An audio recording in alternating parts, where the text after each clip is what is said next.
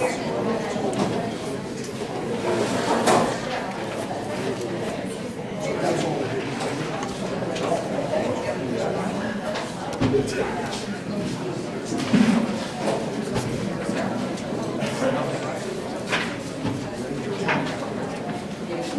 to the provisions of Chapter 231 of the laws of 1976, known as the Open Public Meetings Act, Mr. Gamboa notified that the notice, date, time, location, and the agenda of this meeting, to the extent known, was provided at least 48 hours prior to the commencement of this meeting in the following manner. Number one, by posting such notice on the public announcement board of the Lakewood Board of Education offices, the Lakewood Township Municipal Building. Number two, by mailing such notice to the office of the Asbury Park Press and New York Star Ledger, or the Star Ledger, it's no longer New York Star. Number three, by filing such notice to the board secretary. And number four, by mailing such notice to all individuals who requested and paid for a copy of the same. Roll call. Mr. Friedman. Here. Ms. Gonzalez. Here. Mr. Jankovich. Here. Mr. Munn. Mr. Rosenblatt. Mr. Schwartz. Here. Mr. Weinberger. Mr. Zlacki. Here. We have a quorum.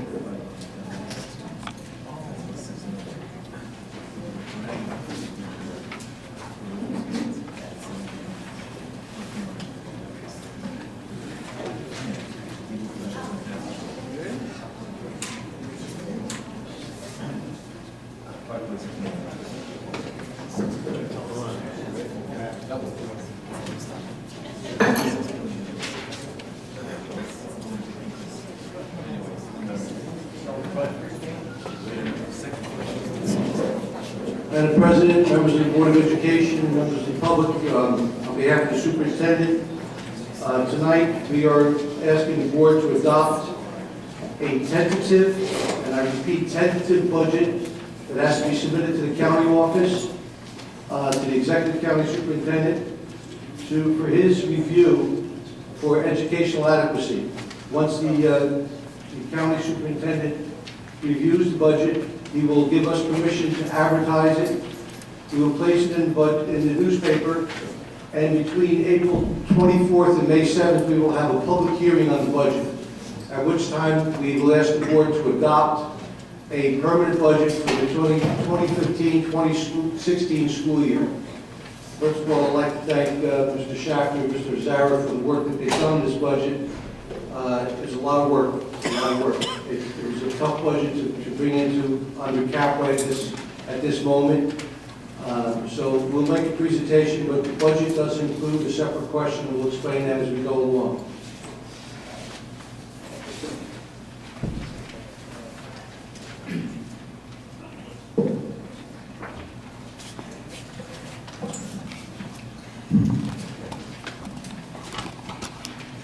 On my back.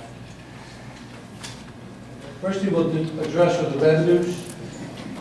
As you know, the revenues are capped, is set by the state at 2%. However, the taxation for 2015-2016, as you see, is up by 6.68%. That's because we're allowed what we call spending growth limitation, SFRA. We're allowed to increase the budget by adjustments which are enrollment and also for health benefit increases. So therefore, we're allowed to go up by $5.6 million. So our taxes will be going up by that much just for a basic budget. Our miscellaneous revenues, which include this year any type of interest that we have, and also miscellaneous revenues are going to be revenues that we are going to receive by adjusting our budget to charge off certain expenditures to the food service department. For instance, over here we have the kitchen, the commons, we have lighting and heating. We could charge that off to the budget, but we have to charge it as a revenue. So that's going to be included in there. The reason why it went down is because last year we included something in there that shouldn't have been in there. It's now in the proper account.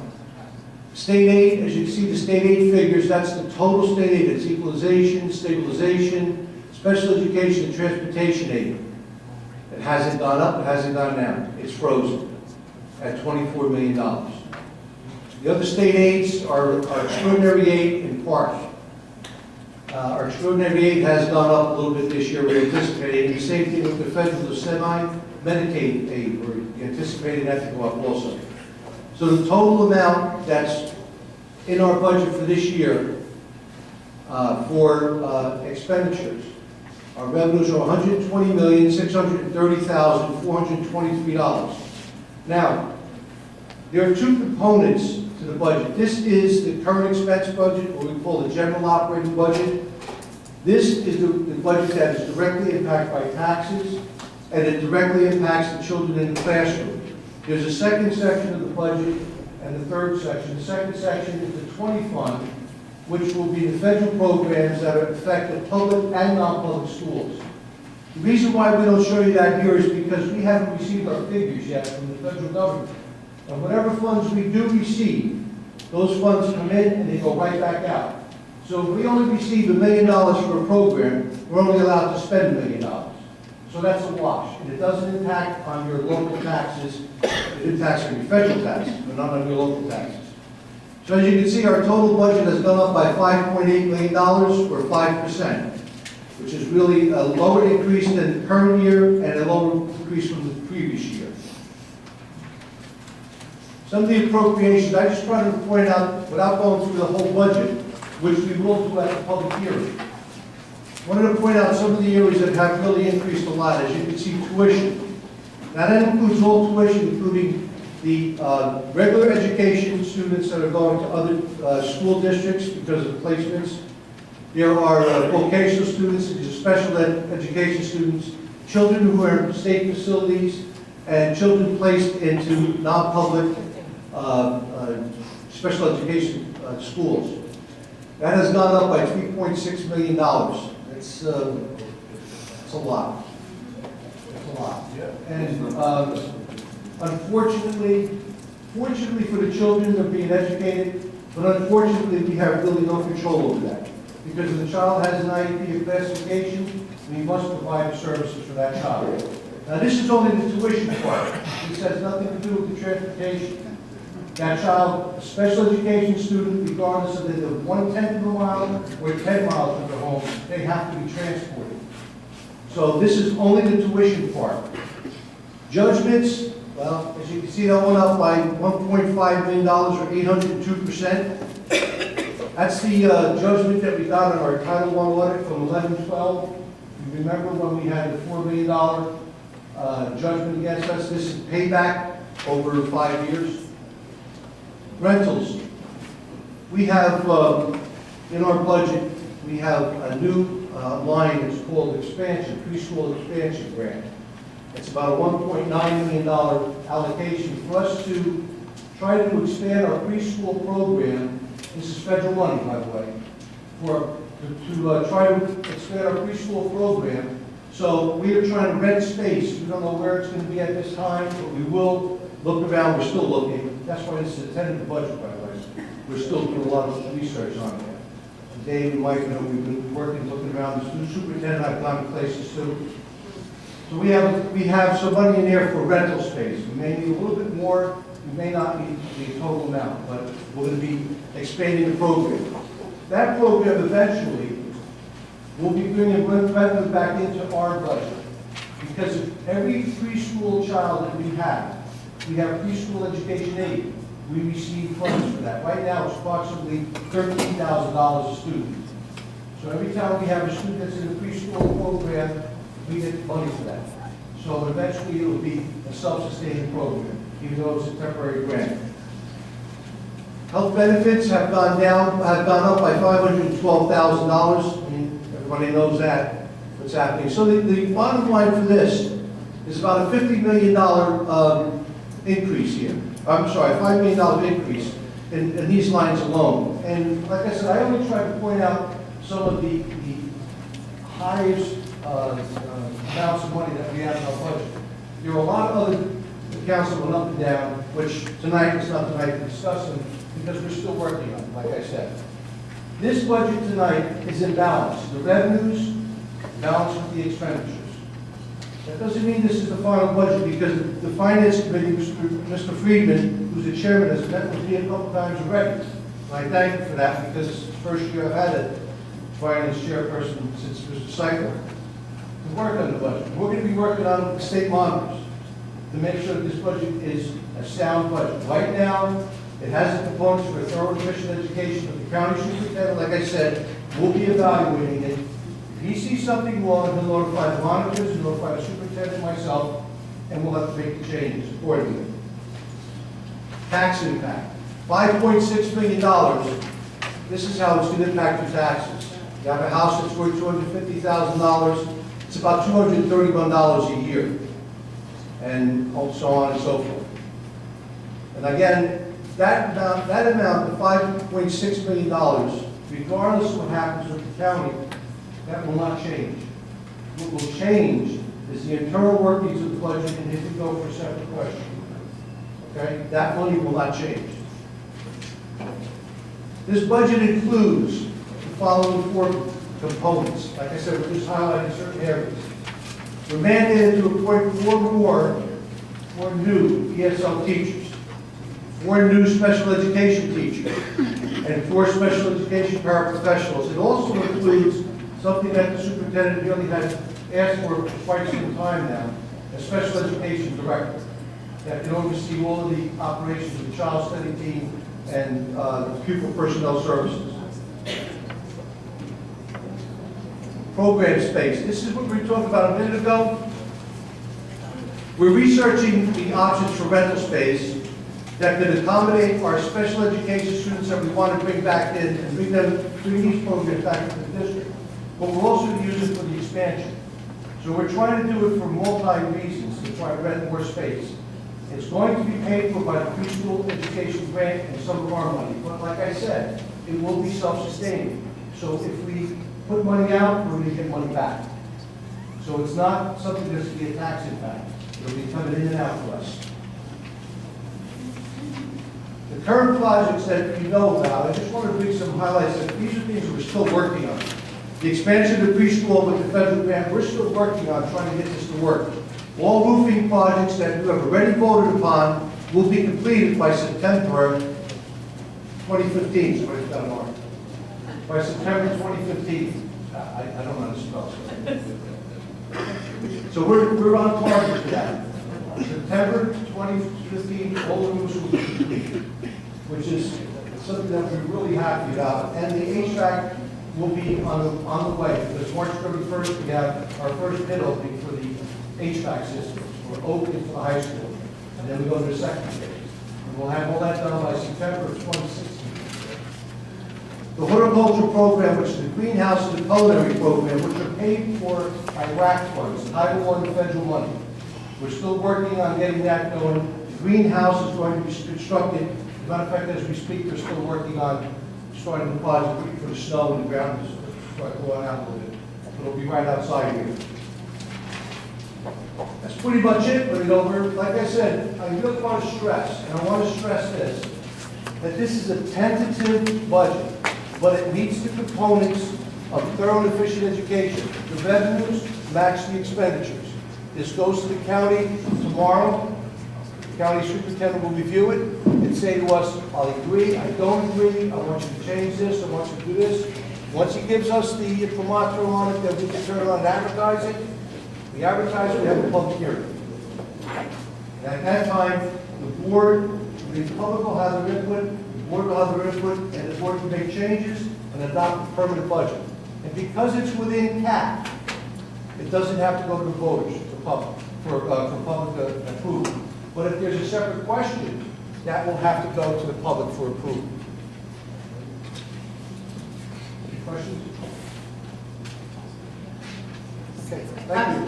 I would like to hear comments from the board before we go to the public, please. Does the board have any questions or any Are comments? we discussing the budget now? Yes. Yes. Okay. Were there any staff positions that were cut? Yes, we were, We have in the budget 3 teachers and 1 administrator. And which specific position is the administrator? The administrator or vice principal, In which school? high school. Wouldn't that affect, the way I understand assistant principal is in charge on the discipline, correct me if I'm wrong, would that have an effect on the high school by cutting out that position? The assistant principal doesn't only do discipline in the high school. There are many other jobs than discipline.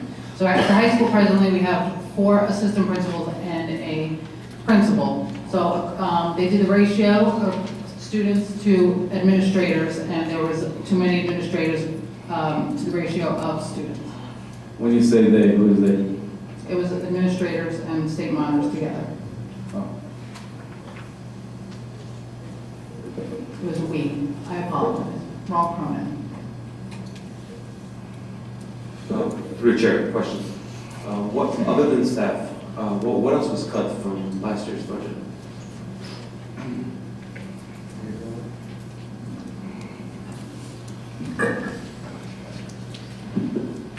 In order to balance the budget, we had to I can't hear you. In order to balance the budget, we had to make some cuts in some areas. One of the biggest areas, what I think is a good idea, is that by running the space, we're able to bring programs back into the district and not increase as much as ordinarily would have been students going out of district. That saved $1.5 million. We're deferring the purchases of textbooks, $600,000. We decreased the line for contract therapists, but we decreased it down because the budget this year was overstated. So it wasn't really a cut. We reduced it down to what we were spending. And I might add that the way the budget was arrived at was looking at the total spend. Rather than looking at the budget for this year, we looked at what was spent in 13-14 and 14-15 to arrive at the 15-16 numbers. So while you may thought there may have just been a small increase, I think $500,000 in what Tom presented for health insurance benefits, the increase is really about $2.5 million, but our budget this year was overstated. So that's why the increase is so small for health insurance. We charged operations direct cost of food service of $386,000. We didn't do that this year. That's something new. Early childhood, we were able to transfer from transportation costs, $103,000 from the general fund to the early childhood budget. We cut $200,000 from maintenance contracted services. And we had to add more things back to the budget too. We had to add $450,000 over what was originally presented for nursing services, extraordinary nursing services. We added another $80,000 for out-of-district tuition. This is on top of the 25 students that we added. And we also increased transportation since the finance committee meeting by another $279,000. So that was a $279. So those are the things that we did to the budget. So, Mr. Schwartz's question was what was cut? Everything. If you could go through the list of things that were cut from the last year's budget? And I think I just said that, but I'll repeat it. We cut textbooks by $600,000. We defer them to next year. We, actually more than it was $828,000 in textbooks. One line we didn't need completely, and $500,000 we're deferring. We cut contract therapists by $150,000. But that's not, by reducing these things, we're not reducing services because the lines that we reduced, we weren't spending this year or last year, so we're able to reduce them. So the only real cuts to the budget, I would say, would be the 3 teachers and deferring the textbooks. Question, furthermore question. If we actually reduced expenditures without necessarily cutting services, why is our budget actually going up then? Because other areas had to be increased dramatically. Out-of-district tuition had to be increased dramatically, and nursing services had to be increased dramatically. That was increased by about almost $1 million. District tuition was increased about $2.2 million.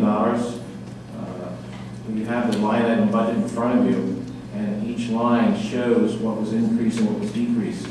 I can go over each line, but it nets out to it. Without going into details, out of district tuition, doesn't those students include in student enrollment, which would exempt them from the cap? No, Why so? because they're not counting. They are district students, though. Yeah, but they're not counting the enrollment adjustment. They are not. And the second question was that you mentioned state aid, the state flat. It's actually the dollar amount that stayed flat, not the percentage. Did the percentage go up or down? Well, our actual calculations have gone up, but everybody remains flat. Not all of them went up, some went down, some went up, but the net effect would have been an increase in state aid. But nobody in the state, well, I can't say that, maybe some districts, Mike may know a couple districts, maybe we see a little bit. Like, I think 2 years ago, we got $400,000 more in state aid, even though it was flat. But isn't a lot of the state aid based on the student, the individual student? So if you have more students in the district, you receive more state aid based on per student? Joe, this year, the governor did not run the formula. He just froze all state aid at last year's level. Is that legal? I mean, when they mandate services, the state usually kicks in. It depends on who you ask. The annual appropriation act, okay, which is where this will be, and put the language in the annual appropriation act, it's good for a one-year basis. And you can supersede an existing statute if the legislature passes a budget with that language in it. And it would basically be appropriate for insufficient funds to fully fund the Now, you know, you talk to the education law center or something like that, they would argue differently. I mean, my argument would simply come from the fact that if the state mandates certain things upon a district, they usually supplement or pay for the difference, such as special education, transportation services. But if we're not getting our fair share from the state to reflect those expenses that we have, as which is state mandated, that would be Unsustainable. it's not just unsustainable. I don't know if that's within the letter of the law, but that's something that needs to be looked at. And are we soliciting services from educational law to look at this? I believe the Educational Law Center is going to pursue something. I'm not exactly sure when or what. I know they're not happy with not using the statutory formula. Last year it was run, but it wasn't fully funded. So there's issues like that. But the state itself is in very dire financial state as of most school districts. Lakewood is a very unique situation. Of course, it's made up. And the number of schools that are in the district, but yet aren't counted as district children for public school purposes. I know there's quite a few districts around the state right now who are claiming that they are in deficit. So it's not just it's not just a local issue. This is a statewide issue. If you've been following the papers, last year the governor did not make the full pension contribution. He did not budget the full contribution this year. A judge has ordered him to put another $1.6 billion back in the budget. He's appealing that. If he has to put that back in, he's got to find room for it. So until June 30th, you won't know what the exact amount of state aid is. There could be further reduction. Basically, the way I see it as a board member and anybody else who either works in this district and trying to formulate a budget, we're basically caught the direct in our place. On one side of the coin, we have a 2% cap, which we cannot exceed. So we can't even expand it, even if we want to, from local funds. On the other side, we're not getting the state aid to supplement our costs, which are mandated. So at some point, even if we do everything straight as we can, and as cut and dry as we can, we still won't come up with a balanced budget to meet the needs of the children of Lakewood. And this district is in a very tough situation. We were trying to balance the budget, and which is another reason why we couldn't fit courtesy busing in the base budget. We're really coming down to tough choices. I mean, if you went through the budget and you went by priority, there's no fat, okay? There's nothing extraneous. It's almost everything you have in there is necessary or mandated, okay? And we were at one point struggling to find a way to fit athletics in the budget. So right now, this is a tentative budget. I just want to note that. And we have until actually May 14th to adopt the final budget. We have the special education and transportation are both very soft numbers right now.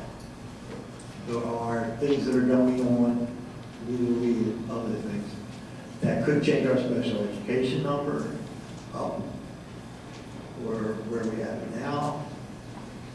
Transportation, we have Gus Cockavis is coming back to put together a committee to work with the non-public schools. Right now, these costs reflect the cost of the program we have in place now, which is just a pilot program. So we still have to get together and talk with other schools to see how far we can expand the tiering of busing and how much we'll save. So right now, this district has a revenue problem. Okay, it has a high number of special education out of district placements. It has high transportation costs, even if you just disregard non-courtesy, just your mandated, your courtesy, just your mandated costs more than what any other district would have for the size of this district. So you're trying to squeeze a lot into a budget, and we're having a hard time finding places to reduce without hitting anything serious. Mike, if I'm looking at this budget, and correct me if I'm wrong, this year we have something to, without choice, as you're saying, you had to take out the courtesy busing. Next year, that would not be, hopefully it will go back in, right? But it's unsustainable because really you have education that's on the line here. And the cap, being limited by the cap is just not sustainable. Do you agree with that? Yes, I would.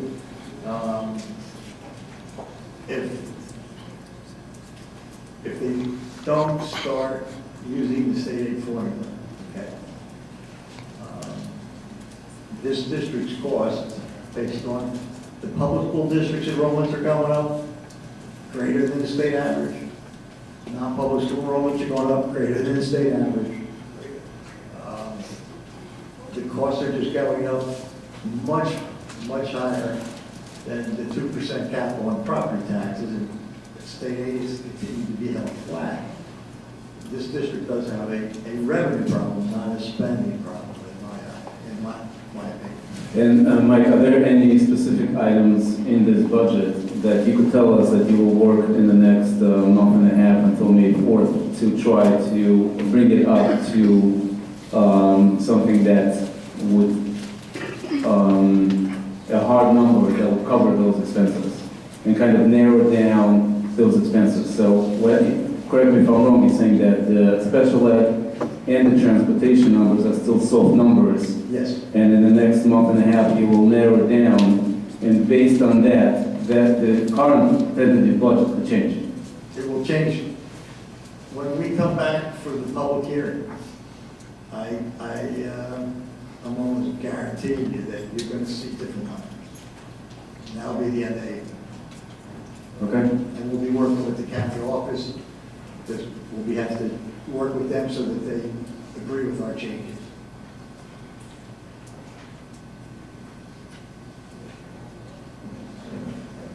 Tom, you mentioned that bringing the younger kids' education in, is that what you call it, would save us money or wouldn't cost us any money? Would we be reimbursed for the rent as well? Well, the cost that, the revenue that we receive will cover the cost of the rent. Well, like I said, it's going to be about $13,000 per pupil. If we expand our preschool education program, PEA, because there's a section of the budget that has PEA aid in there, and it's about, right now, it's about 1.9 million, yes, about $1.9 million. If we have more students in there, we get more aid, get aid based on per student. That aid will fluctuate, it's not frozen, unless they decide to freeze it in the future.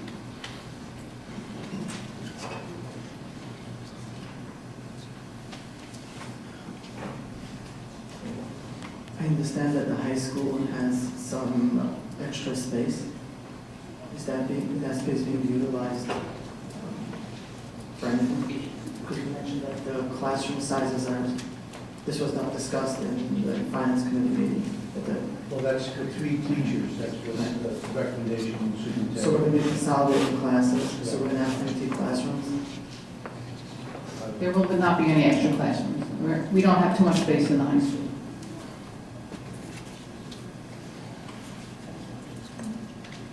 Any more questions from board members? One final question for me.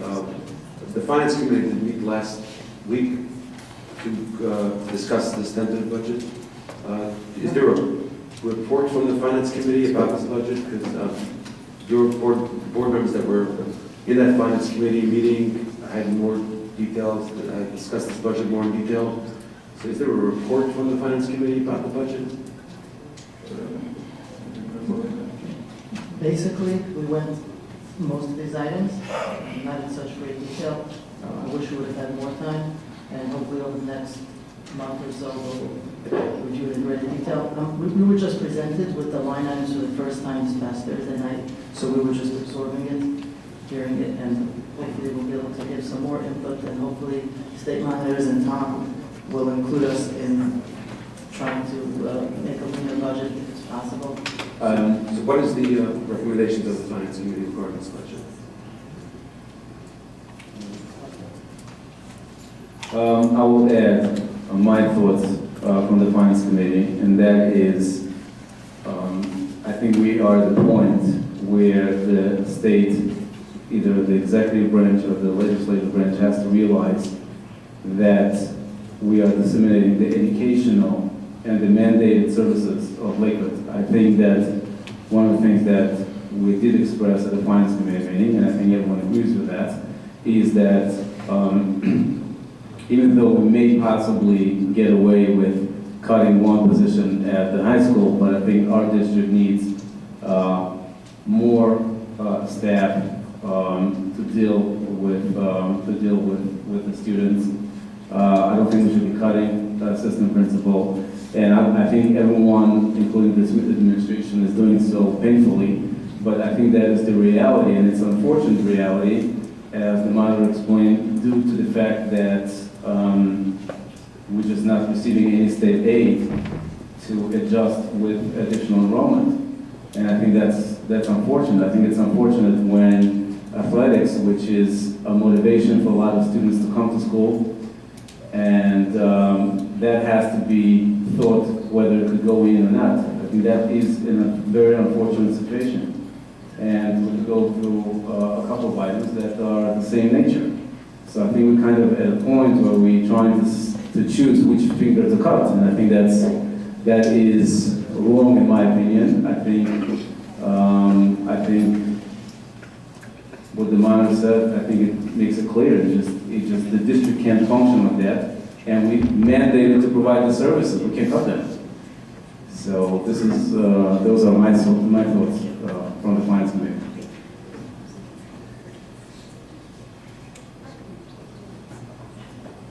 So is that basically wrapping it up, saying that we're not comfortable with this budget right now?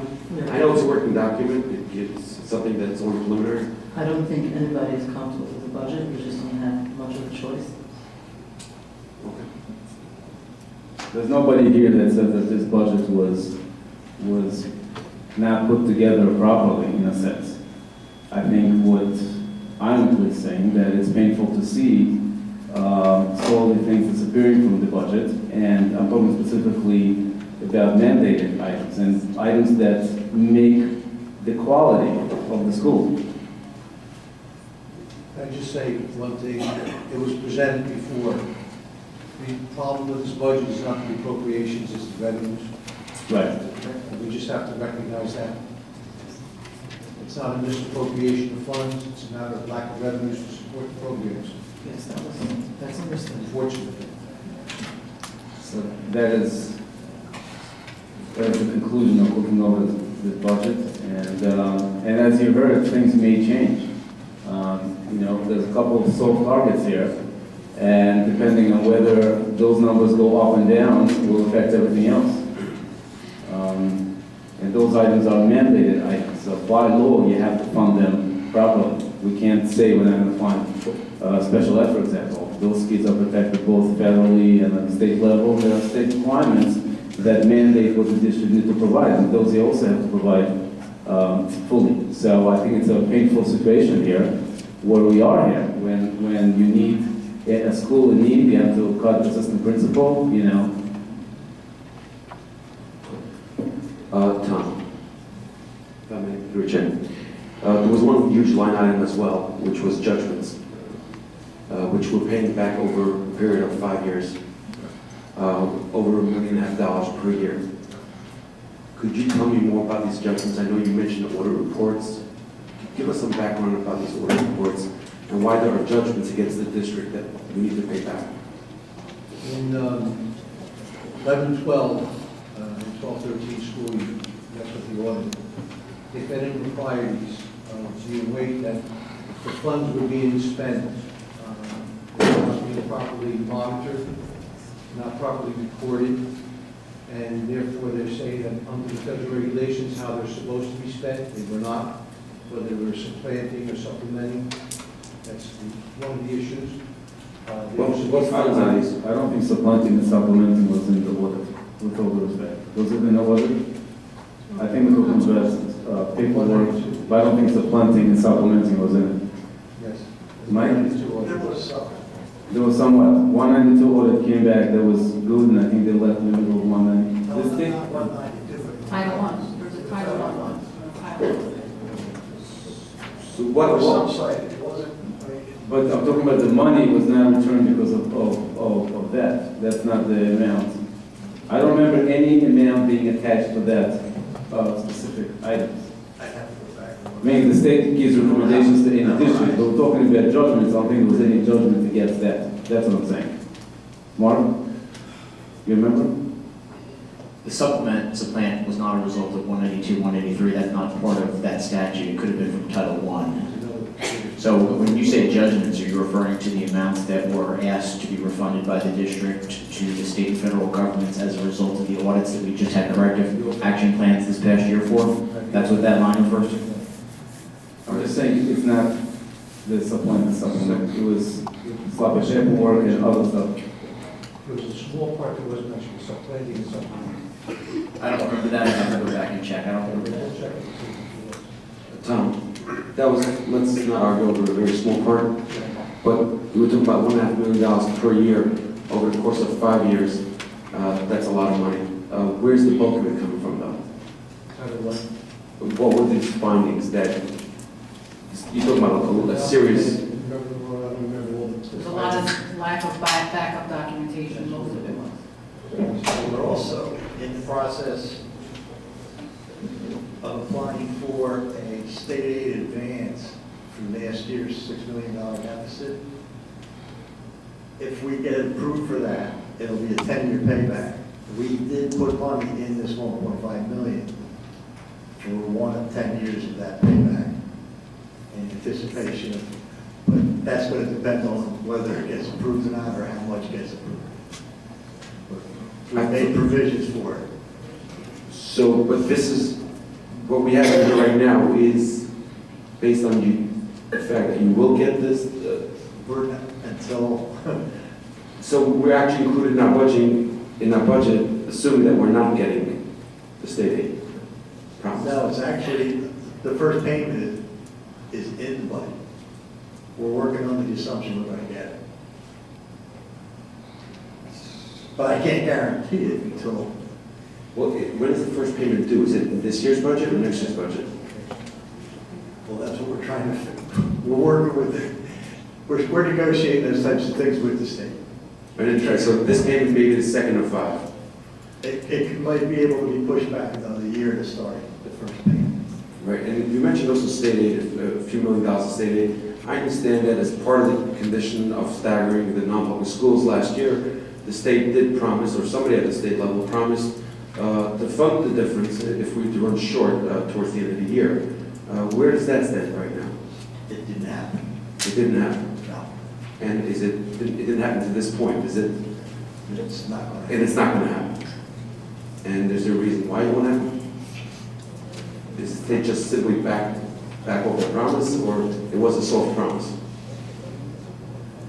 Well, what they ended up doing, okay, was they asked us to wait until the end of this year to see if there was any savings that could be achieved through the budget during the year that would be sufficient enough to cover the additional costs of courtesy busing.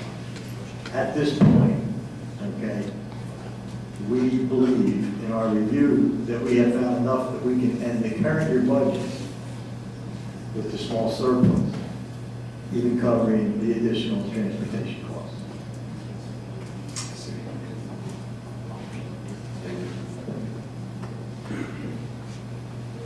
Any more questions or comments from the board? There is a line for residential costs for the child study teams for $66,000. It's line 42120. What page? There's no page.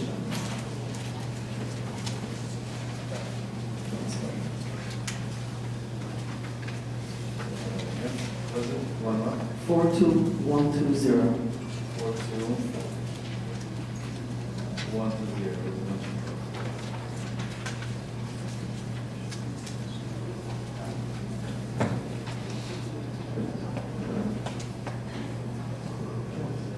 We have a child who's placed at a district residential. That's what it's for. A child who's placed by the child state, they have to be Housing. Housing for students.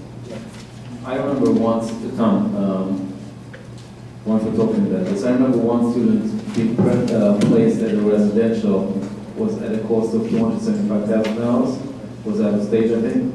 So why that number is not in? Why is it only $66,000? It's in tuition. Okay.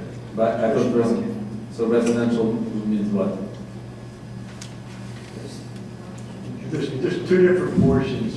When a child is put in a facility full-time, one is the educational program and one is the residential program. And it's two different line items that you budget in. It's not all So together. that $275,000 is split into educational part and residential part?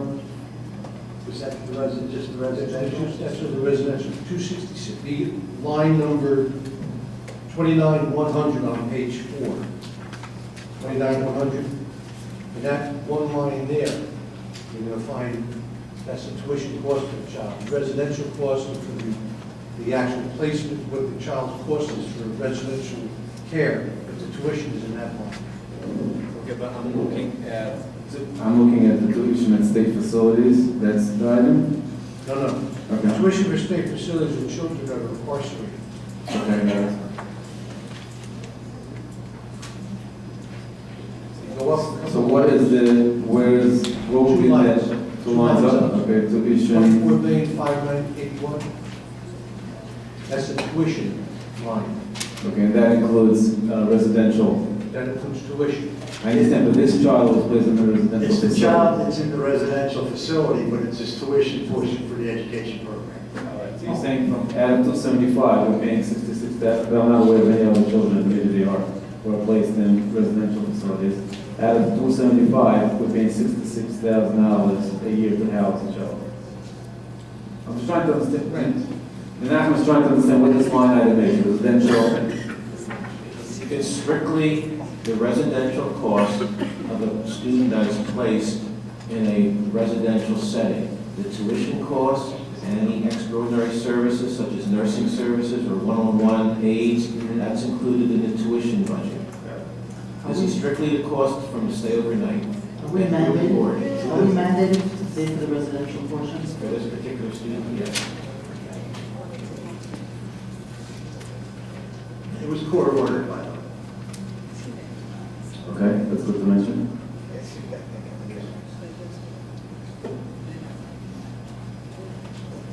Board members, any other questions or comments?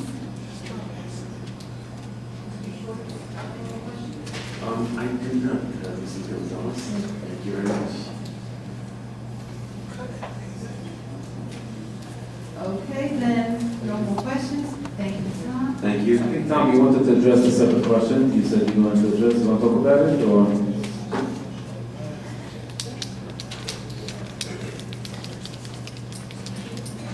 Tom, you said in the beginning you're going to speak about a separate question, so, okay, you guys decided no rule? I mean, basically, it boils down to that the cost to provide courtesy busing is about $5.6 million in its current configuration, which is just a small pilot program, without expanding it all the way, which is what we're going to be looking into. If we can't, if the committee cannot find solutions, concessions, whatever you want to call them, to bring that amount down to zero, or there would have to be a separate question to continue courtesy busing. And that's in this tentative budget. And if it goes to the referendum, and if it gets approved, would next year be the same issue? How does it work with following year on items that being, and it's not necessarily, the way I understand, it's not necessarily courtesy busing, if there may be other items eventually would need to be put on separate questions, but those items that would have to go on a separate question, would they next year be kind of above the budget, or how does it work? Well, pretty much the way it would work is if you put in there that it was a permanent expenditure, the amount that you raised in that year would be guaranteed to carry over year to year. Okay. But the increase, you'd have to pick up some The other. increase would be again non-mandatory and so, okay. Mike, sorry, through the chair. Just to make that clear, that expenditure becomes your permanently part of your budget.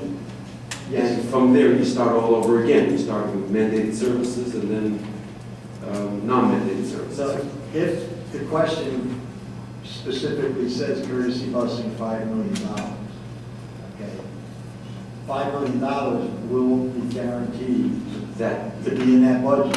for that year only. No, Forever. if, you have to say whether it's a 1 year or continuing expenditure. Okay, got it. If you say continuing expenditure, your voters approve it, that That- 5 million stays in there, but if the cost goes up to 6, you gotta make up the other million. Got it. How many public school students receive no courtesy busing? About 13,000. Public school?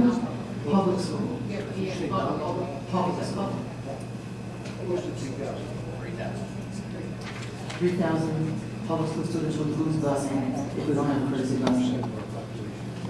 So that's half of our students who lose busing. Am I correct? We're around 6,000 students. You can't do something for the public, for the non-public. You can't do something for the public and not do it for the non-public.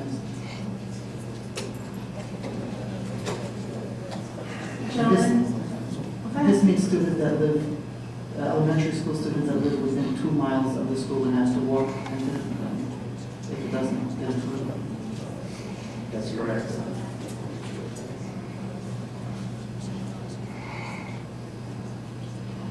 Just curious, Mike, if you know on the state level, all districts in the state, how many municipalities or districts still offer courtesy busing in today's day and age?